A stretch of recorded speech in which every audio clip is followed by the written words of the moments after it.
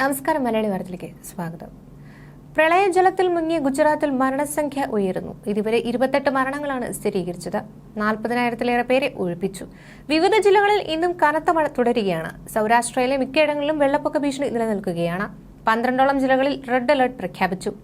സൗരാഷ്ട്രയിലെ മിക്കയിടങ്ങളിലും വെള്ളപ്പൊക്ക ഭീഷണി നിലനിൽക്കുന്നുണ്ട്.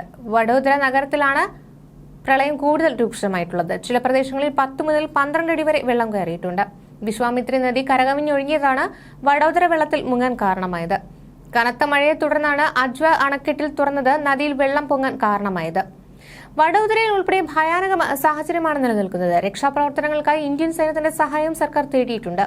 അതിനിടെ പ്രധാനമന്ത്രി നരേന്ദ്രമോദി മുഖ്യമന്ത്രി ഭൂപേന്ദ്ര പട്ടേലിനെ ഫോണിൽ വിളിച്ച് അടിയന്തര സഹായം വാഗ്ദാനം ചെയ്തു.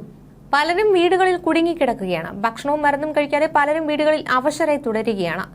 വെള്ളം പൊങ്ങുന്നതും മഴ തുടരുന്നതും രക്ഷാപ്രവർത്തനത്തിന് വെല്ലുവിളി സൃഷ്ടിക്കുന്നതായി രക്ഷാപ്രവർത്തകർ പറഞ്ഞു. BJP പ്രാദേശിക നേതാക്കൾ ഉൾപ്പെടെ രക്ഷാപ്രവർത്തനം നടത്തുന്നുണ്ട്. 38,000 ഭക്ഷണ പാക്കറ്റുകൾ വിതരണം ചെയ്തെന്നും ഇന്ന് 1,00,000-ലധികം പാക്കറ്റുകൾ വിതരണത്തിനെത്തിക്കുമെന്നും നേതൃത്വം അറിയിച്ചു.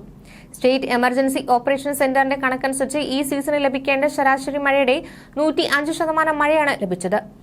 ദേവകഭൂമി ദ്വാരക ജില്ലയിലെ ഗംഭാലിയ താലൂക്കിലാണ് 24 മണിക്കൂറിടെ ഏറ്റവും കൂടുതൽ മഴ ലഭിച്ചത്. 454 മില്ലിമീറ്റർ. ജലനിരപ്പ് ക്രമാതീതമായി ഉയർന്നതിനാൽ സംസ്ഥാനത്തെ 206 അണക്കെട്ടുകളിൽ 112 എണ്ണത്തിനും അതീവ ജാഗ്രതാ നിർദ്ദേശം നൽകിയിട്ടുണ്ട്. പ്രധാനമന്ത്രി നരേന്ദ്രമോദി മുഖ്യമന്ത്രി ഭൂപേന്ദ്ര പട്ടേലിനെ വിളിച്ച് സ്ഥിതിഗതികൾ വിലയിരുത്തി. പ്രകൃതി ദുരന്തത്തെ നേരിടാൻ കേന്ദ്രത്തിന് പിന്തുണ ഉണ്ടാകുന്ന ഉറപ്പും നൽകിയിട്ടുണ്ട്. കച്ച്, ദേവഭൂമി, ദ്വാരക, ജംനഗർ, മോർബി, സുരേന്ദ്രനഗർ, രാജ്കോട്ട്, പോർബന്ദൂർ, ജുനഗർ, ഗിർ സോമനാഥ്, അമ്രേലി, ഭാവ്നഗർ, ബോട്ടാറ്റ് തുടങ്ങിയ ജില്ലകളിലാണ് ഇന്ന് റെഡ് അലർട്ട് പ്രഖ്യാപിച്ചിട്ടുള്ളത്. ബുധനാഴ്ച സൗരാഷ്ട്ര മേഖലയിലെ ദേവഭൂമി, ദ്വാരക, ജംനഗർ, രാജ്കോട്ട്, പോർബന്ദർ തുടങ്ങിയ ജില്ലകളിൽ അതിശക്തമായ മഴയാണ് പെയ്തത്.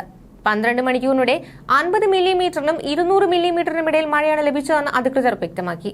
ദേവഭൂമി ദ്വാരക ജില്ലയിലെ ഭർവാന്ത് താലൂക്കിൽ മാത്രം 185 മില്ലിമീറ്റർ മഴയാണ് ലഭിച്ചത്. സംസ്ഥാനത്ത് ലഭിച്ച ഏറ്റവും ഉയർന്ന കണക്കാണിതെന്ന് PTI റിപ്പോർട്ട് ചെയ്യുന്നു. നിലവിൽ NDRFന്റെ 14 യൂണിറ്റുകളാണ് രംഗത്തുള്ളത്. 22 SDRF പ്രവർത്തകരെയും വിന്യസിച്ചിട്ടുണ്ട്. അതേസമയം പ്രളയബാധിത പ്രദേശങ്ങളിൽ നിന്ന് 40,000 പേരാണ് ഇതുവരെ മാറ്റിപ്പാർപ്പിച്ചത്. സംസ്ഥാന ദുരിതാശ്വാസ കമ്മീഷൻ അലോക് പാണ്ഡെയാണ് ഇക്കാര്യം വ്യക്തമാക്കിയത്. മുഖ്യമന്ത്രി പട്ടേൽ സംസ്ഥാനത്തെ സ്ഥിതിഗതികൾ അവലോകനം ചെയ്തു. വഡോദര, ദേവഭൂമി, ദ്വാരക, ജംനഗർ എന്നിവിടങ്ങളിൽ ദുരിതാശ്വാസ പ്രവർത്തനങ്ങൾക്ക് മുൻഗണന നൽകണമെന്ന് അദ്ദേഹം അധികൃതർക്ക് നിർദ്ദേശം നൽകി.